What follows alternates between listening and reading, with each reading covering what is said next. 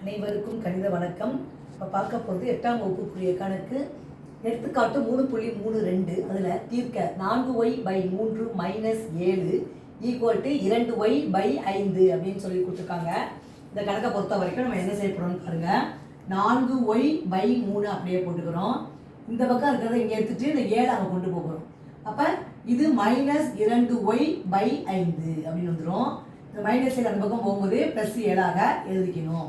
இப்போ பார்த்தீங்கன்னா பின்னர் கழித்தல் 3 5 15. 15ல் 3 எத்தனை வாட்டி இருக்கு? 5 வாட்டி இருக்கு.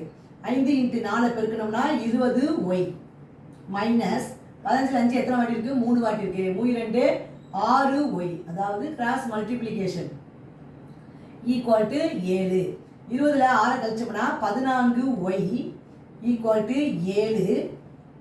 இந்த 15/15 போட்டுக்கிறேன். அடுத்த ஸ்டெப்பை 15ஆக கொண்டு போகிறோம். 14y equal to 7.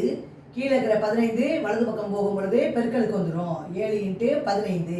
இப்போ y is equal to 7 × 15 divided by 14. இப்போ 7ஐயும் 14ஐயும் சுருக்கலாம். 1 7 7 2 7 14. இப்போ மிச்சம் இருக்கிறது 15/2. therefore y is equal to என்ன ஆன்சர் கிடைச்சிருக்கு? 15/2. அதுதான் இந்த கணக்குக்குரிய விடையாகும். புரிஞ்சுங்களா?